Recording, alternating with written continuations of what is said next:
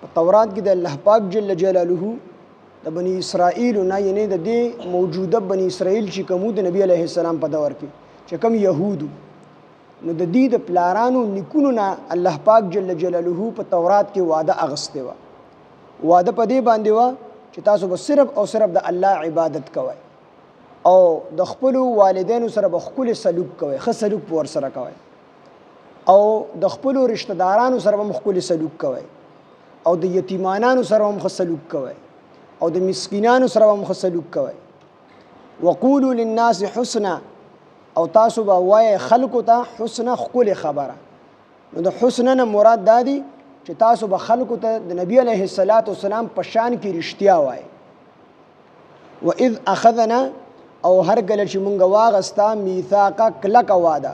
بنی اسرائیل د بنی اسرائیلنا فی التورات په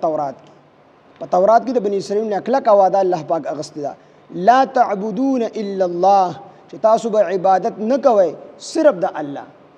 د بل چا عبادت په نه کوئ عبادت په صرف د الله پاک کوئ نو دا وعده یوازې د بنی اسرائیل نه و بلکې مونږ او تاسو هم الله پاک جل جلاله دا وعده اغسته ده الله پاک فرمایي وما ارسلنا من رسول الا نوحي الیه لا اله الا انا فاعبدون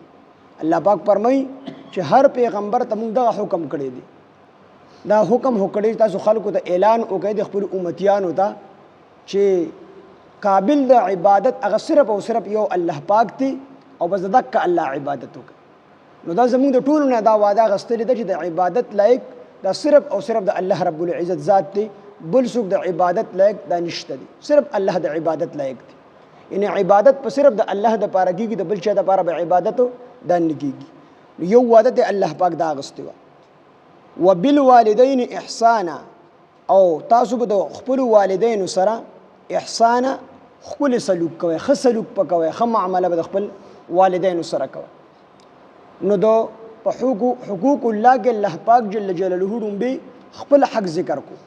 او د خپل حق سره سره د والدینو حق ذکر کو یعنی حقوق العباد دو قسم حقوق دي یو د الله حق دی او یو د بندگانو حق دی نو څه د الله حقونه دي او څه د بندگانو حقونه دي نو د الله په عبادت کې د الله په حقوق کې الله پاک جل جلاله خپل وحدانیت ذکر کو چې صرف زما عبادت پکوي د بل چا عبادت دا به نه کوي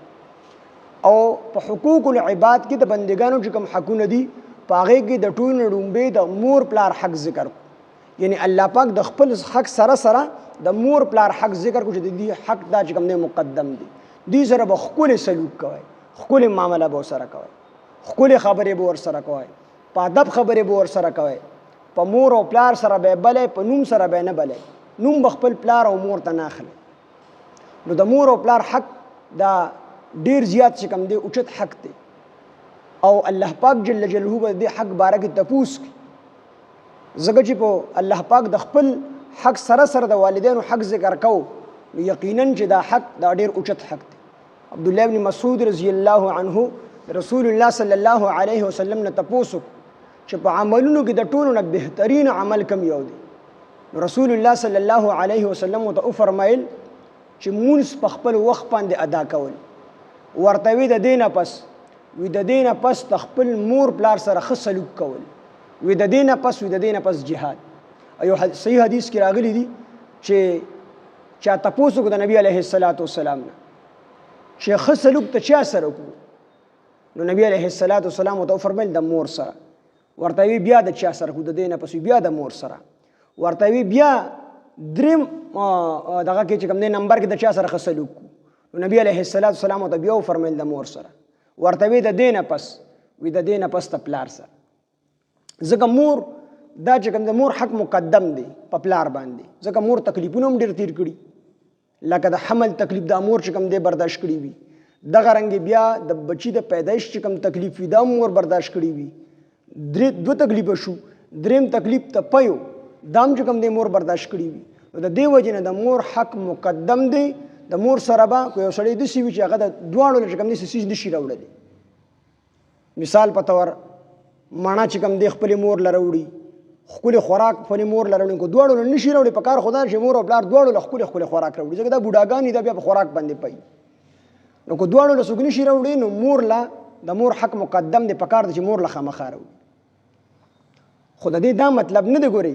چې د پلار حق د مور نه کم دی، کم نه دی. په عزت کې به د پلار یعنی په عزت کې به د پلار عزت د مور نه زیات کې، ځکه د پلار تعلق د بار معاشرې سره بار خلکو ته بیا سپک ښکاري چې بچی ورته چې کوم دی سپک ګوري.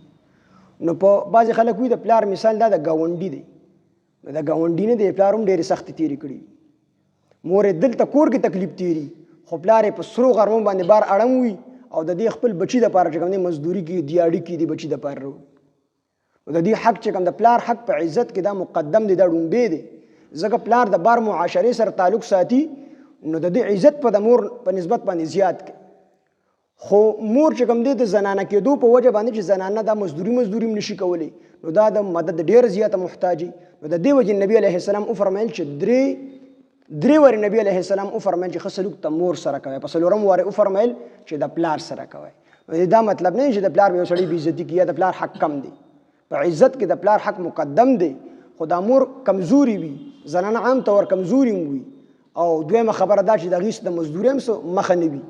نو هغه د مدد ډېره زیاته محتاجي. نو د دې وجې نه د مور او پلار د دواړو سره ښه سلوک کول. خو نبي علیه السلام چې د حدیث کې فرمایلي دي، نو مور د مدد ډېره زیاته محتاجي. او د مور په پلار په خدمت چې الله پاک څه ورکوي، یو موسی علیه السلام یو پیره د الله پاک نه تپوس وکړو، الله پاک زما په جنت کې څوک ملګري وي؟ الله پاک ورته وفرمیل پلان کې قصابي به ستا ملګري. موسی علیه السلام اریان شو چې پکار دی ما ته یو حاجي صاحب یاد کړی وي، ما ته یو عالم یاد کړی وي، ما ته یو بزرګ یاد کړی وي. نو ما ته الله پاک وفرمیل چې پلان کې قصابي به ستا ملګري. نو موسی علیه السلام خو پیغمبر و، هغه پوه شو چې دا سړی څه داسې یو خاص عمل کوي، د هغې خاص عمل د وجې نه به دې زما سره په جنت کې ملګري وي. نو دی لاړو، الله پاک ورته د قصابي هغه چې کوم تخت و کوم دوکان و هغه ورته وښو او هغه نوم یې ورته وښو. دی لاړو قصابي سره ولاړ دی، هغه خپله ټوله غوښه ختمه کړله، اخره کې لږه غوندې غوښه پاتې شوله. نو هغه لږه غوښه چې کوم دی راواغسته، څادر کې وتړله، را روان شو. موسی علیه السلام ورته وایي زه ستا سره روټۍ لځم، ما د خپل ځان سره میلمه که. هغه ورته یې راځه که، ځان سره یې بولي د کور ته. دی یو طرف ته کېنولي د حضرت موسی علیه السلام، خو دا قصابي دا نه پېژني چې دا حضرت موسی علیه السلام دی. ده دا غوښه لومبی راواغستله، په اور په کټوۍ کې واچوله، په اور باندې دا چې کوم دی دې کې ښکلې شوروا جوړه کړله. بیا په زانګو کې یو بني ادم پروت و، دی هغه شوروا چې کوم دی رالي او هغه په زانګو کې چې کوم بني ادم پروت دی هغه ته په خوله کې اړي. اخره کې هغه زانګو کې چې کوم کس و هغه لاسونه اوچت کړل، دعا یې وکړله. ده بیا د هغې نه پس موسی علیه السلام ته راځه چې دواړه روټۍ خورو. موسی علیه السلام ورته وایي چې الله هغې به روټۍ خورم چې تر څو دې راته دا راز نه ښودلی چې په دې زانګو کې دي څوک و دا تا څه وکړل. هغه ورته دا زما بوډۍ مور ده، او زه چې د کار نه راشم، د دوکان نه راشم، زما ډومبې کار دا وي چې زه د خپله مور پاکه کړم، صفای کړم، او د هغې نه پس د خپله مور مړه کړم په دې شوروا باندې، د هغې نه بس په خپله ډوډۍ خورم، په خپلو بچو ډوډۍ خورم. نو موسی علیه السلام ورته دی خو څه دوا وکړله، لاسونه یې اوچت کړل. نو هغه قصابي ورته وایي اوس یې زه په دعا نه پوهېږم، خو دا چې کله روغه وه او خبرې کولې شولې، نو دی ما ته دا دعا کوله چې دا د الله د موسی پیغمبر سره په جنت کې یو ځای وي. چېرته زه چېرته موسی؟ هغه ورته زه موسی پیغمبر یم علیه السلام، او د الله نه مې تپوس کړی چې په جنت کې زما څوک ملګري، الله راته ته ښودلی چې ته به زما په جنت کې ملګري. مور او پلار په خدمت باندې ډېر څومره بزرګان چې دي کې اکثریت دا د خپل مور پلار په خدمت یا د خپلو استادانو د مرشدانو په خدمت باندې دغه ځای ته رسېدلي دي.